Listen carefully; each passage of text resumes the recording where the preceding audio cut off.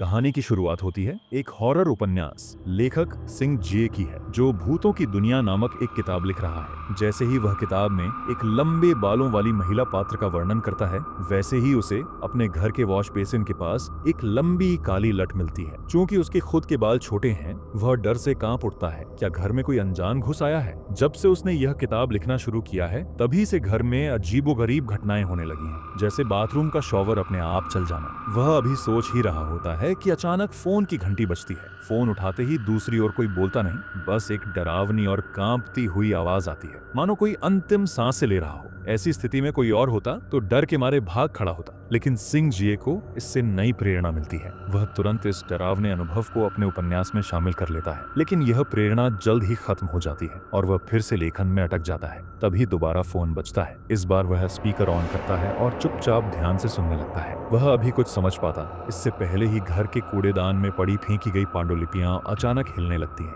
जैसे उनमें जान आ गई हो। वह एक कागज उठाता है और देखता है कि उस पर वही बातें लिखी हैं जो अभी अभी उसके साथ घटी थीं। इससे पहले कि वह कुछ समझ पाता, दरवाजे की घंटी बजती है। दरवाजे पर उसका 8 साल पहले बिछड़ा प्रेमी खड़ा होता है, जो अब दोबारा साथ आना चाहता है। लेकिन जब सिंह जिए को याद आता है कि उसी ने एक अमीर महिला के लिए उसे छोड़ दिया था, तो वह गुस्से में वहां से चला जाता है। रास्ते में अचानक एक ठंडी हवा का झोंका आता है और वह देखता है कि आकाश में एक लाल रोशनी चमक रही है, जो बेहद डरावनी लग रही है। लेकिन कुछ ही पलों में वह रोशनी गायब हो जाती है, मानो एक सपना हो। इस रहस्यमयी घटना से उसकी कल्पना शक्ति फिर जाग जाती है और वह इसे भी उपन्यास में शामिल कर लेता है। वह एक नया दृश्य जोड़ता है, एक डरावना लिफ्ट सीन। लेकिन बार बार लिखने के बावजूद वह संतुष्ट नहीं होता और मन की बेचैनी के कारण बाहर टहलने निकल जाता है। वह जैसे ही लिफ्ट में चढ़ता है, एक अजीब घटना घटती है। लिफ्ट में कोई नहीं होता, लेकिन वह बार बार 7वें माले पर ही रुकती है और दरवाजे अपने आप खुलते हैं। अंधेरे में यह दृश्य और भी डरावना लगता है।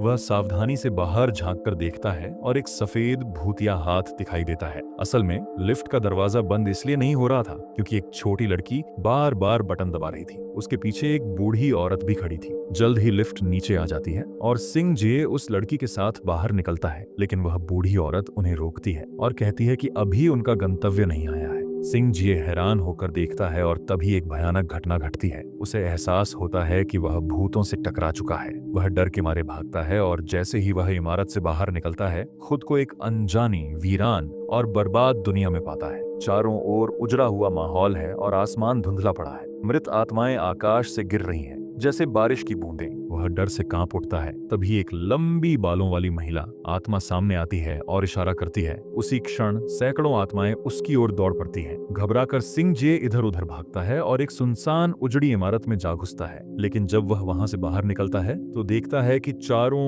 ओर टूटी फूटी सीढ़ियां हैं और उनके नीचे गहरा अंधकार है, मानो सीधा नर्क की ओर जाने वाला रास्ता हो। वह वापस लौटना चाहता है, लेकिन सामने एक आत्मा खड़ी हो जाती है, जिससे उसे भागना पड़ता है। वह जान जोखिम में डालते हुए उन खतरनाक सीढ़ियों पर दौड़ता है। भागते भागते वह एक अंधेरी गली में पहुंचता है। हर एक जर्जर घर में एक भयानक प्रेतात्मा छिपा होता है। सिंह जिए ने अपने मन के डर को दबाकर आखिरकार उस संकरी गली से बाहर निकल लिया, लेकिन सामने का दृश्य और भी सपना जैसा लग रहा था। आसमान में एक विशाल समुद्री डाकू जहाज झूल रहा था। एक फेरिस व्हील भी अपने आप घूम रहा था। वह ऐसा महसूस करने लगा जैसे वह किसी मनोरंजन पार्क में आ गया हो। लेकिन किसने कभी सोचा होगा कि कोई मनोरंजन पार्क आवासीय क्षेत्र में बनाया गया हो। जैसे ही वह भ्रमित था, उसने दूर एक बूढ़े आदमी को बैठे देखा। बूढ़े आदमी से पता चला कि यह एक दूसरी दुनिया है, जिसका नाम भूतों का क्षेत्र है, जहाँ किसी भी चीज को जो कभी बेहद प्यार की गई थी लेकिन फिर भुला दी गई, उसे इस जगह पर निर्वासित कर दिया जाता है। सिंह जिए ने अभी तक जाने का तरीका पूछना शुरू भी नहीं किया था कि इधर उधर सब कुछ तेजी से सड़ने लगा। बूढ़े ने उसे तुरंत वहां से भागने को कहा, क्योंकि अगर वह इस सडन वाली हवा को छू गया तो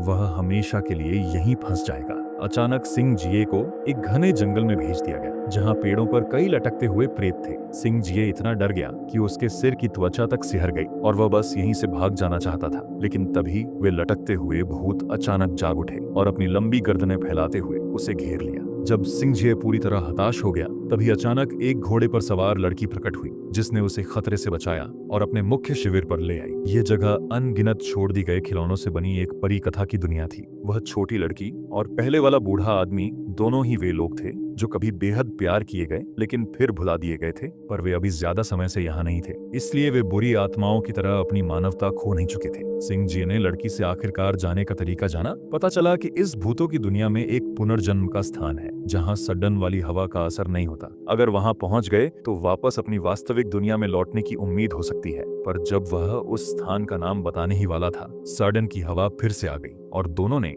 जर्जर ट्रेन के डिब्बे में भागना शुरू कर दिया।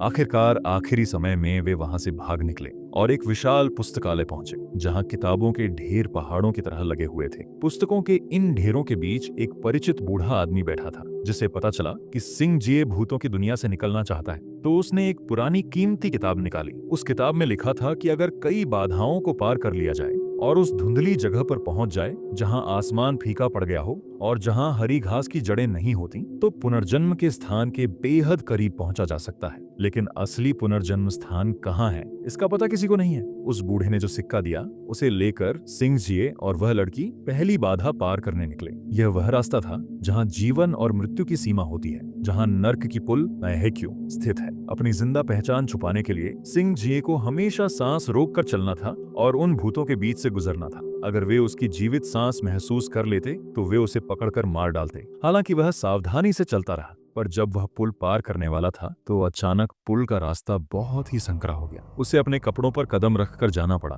और लड़की के सहारे धीरे धीरे आगे बढ़ा। जैसे ही वह पुल पार करने ही वाला था, उसका पैर फिसला। हालांकि वह नीचे नहीं गिरा, पर डर के कारण उसने जीवित सांस निकाल दी और भूतों को अपनी मौजूदगी का पता चल गया। भूतों ने धीरे धीरे कदम बढ़ाए और दोनों की ओर बढ़ने लगे। लड़की ने भूतों का ध्यान आकर्षित किया और सिंह जी ने वापस मुड़कर कुएं में छलांग लगा दी। वह एक खून जैसे लाल सुरंग से गुजरा और एक अजीब सी जगह पर गिर गया। वह तो पानी में था, लेकिन आराम से सांस ले पा रहा था। यहाँ बिल्कुल सन्नाटा था और चारों ओर लाल कण तैर रहे थे। सिंह जी ने एक लाल कण पकड़कर देखा तो वह एक धड़कता हुआ भ्रूण था। जैसे जैसे वह आगे बढ़ता गया, वह भ्रूण और अधिक हो रहे थे और आकार में भी बढ़ रहे थे। सिंह जी की उपस्थिति से वे भ्रूण चौंक गए। उन्होंने अपनी आंखें खोल ली और तेज चीखने लगे। खुशी की बात यह थी कि लड़की समय पर आई। उसके मार्गदर्शन में सिंह जी वहां से भाग निकला। थोड़ी देर आराम करने के बाद सिंह जी को पता चला कि यह प्राचीन कुआं छोड़ दिए गए बच्चों की जगह थी, जहां हर गर्भपात या छोड़े गए बच्चे की आत्मा आती है और यहाँ बढ़कर इस लड़की जैसी प्राणी बन जाती है। थोड़ा उलझन भरा मन लेकर सिंह जी फिर से यात्रा पर निकल पड़ा।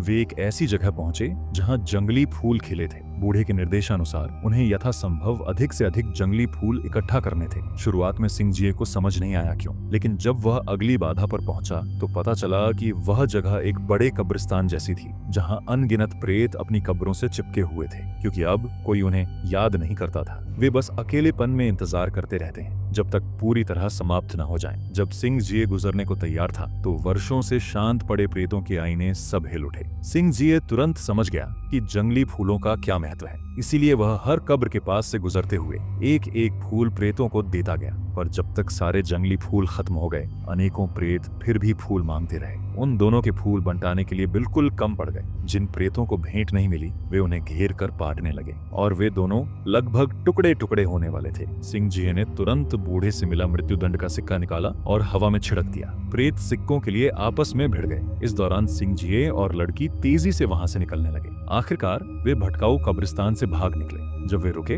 तो शाम का प्रकाश आकाश में लालिमालिए था, जो दर्शाता था कि पुनर्जन्म स्थान के बहुत करीब पहुंच गए हैं। पर सिंह जी खुश होने से पहले उसने देखा कि लड़की बहुत कमजोर हो गई थी। जैसे जैसे वे पुनर्जन्म स्थान के करीब आए, सूर्य की ऊर्जा बढ़ने लगी थी। लड़की अब उसे सहन नहीं कर पा रही थी, फिर भी वह जाना नहीं चाहती थी। उसने जिद पकड़ी कि सिंह जी ही उसका मार्गदर्शक बने। अनगिनत संकटों के बाद दोनों एक ऐसी जगह पहुंचे जहां आकाश और धरती फीकी पड़ चुकी थी। विशाल पत्थर हवा में तैर रहे थे और अनगिनत जंगली घास हवा में लहरा रही थी। हर एक पौधे की जड़ें नहीं थी। यह वह स्थान था जो पुनर्जन्म के सबसे करीब था। सिंह जी को उम्मीद थी कि अब वह वहां से निकल पाएंगे, पर लड़की बेहद कमजोर हो चुकी थी। कभी भी उसकी आत्मा इस दुनिया से विदा हो सकती थी। सिंह जी का मन टूट गया। उसने फैसला किया कि वे वापस लौटेंगे और लड़की को सुरक्षित पहुंचाएंगे। पर जाने से पहले असंख्य दुष्ट आत्माएं आसमान से गिरने लगी। वे एक लंबी बालों वाली महिला प्रेत की अगुवाई में तबाही मचाते हुए सिंह जी की ओर बढ़ी। जब महिला प्रेत जमीन पर पड़ी, उसने एक खुरदरी भद्दी आवाज में डांटा।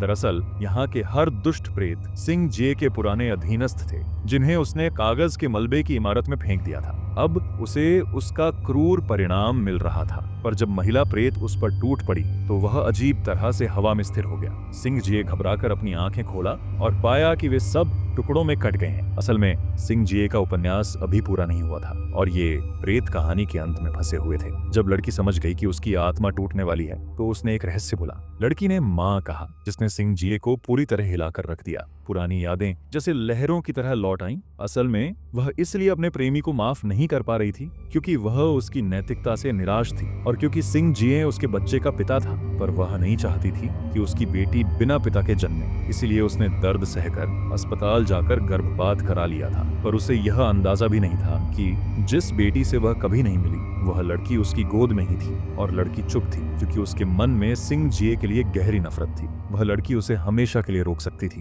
पर इन दिनों की साझा जंग ने उसे सिंह जिये में मातृत्व का स्नेह महसूस कराया। वह नहीं चाहती थी कि उसकी कहानी उसकी माँ जैसी हो, जो अपने करीबियों को इस परित्यक्त जगह पर छोड़ गई। सच्चाई जानने के बाद सिंह जिये इतने क्रोधित हुए कि उन्हें बोलने तक मुश्किल हुआ। असल में कई रातें वे अपने निर्णय पर पछताते रहे थे। जब माँ और बेटी रो रही थीं, तभी एक तेज सफेद रोशनी चमकी। पुनर्जन्म का द्वार खुल चुका था। असल में केवल वे लोग जो सच में पछताते हैं ही पुनर्जन्म द्वार खोल पाते हैं। सफेद प्रकाश के बीच बूढ़ा व्यक्ति धीरे धीरे बाहर आया। तभी सिंह जिये को पता चला कि वह बूढ़ा आदमी उसका बचपन में मृत्यु को प्राप्त दादा था। दरअसल लड़की का जुनून ही था जिसने सिंह जिये को भूतों के क्षेत्र में लाया था। अब उसे संतोषजनक जवाब मिल चुका था। जब सिंह जिये भूतों के क्षेत्र से निकल रहा था तो सब कुछ धीरे धीरे धुआं धुआं हो गया और मौत के अंतिम पड़ाव की ओर बढ़ा। तेज सफेद प्रकाश के बाद सिंह जिये अचानक अपने बिस्तर से जाग उठा। शायद वह सब एक बुरा सपना था, पर उस सपना की हर बात इतनी वास्तविक लगी कि वह लंबे समय तक शांत नहीं हो सका।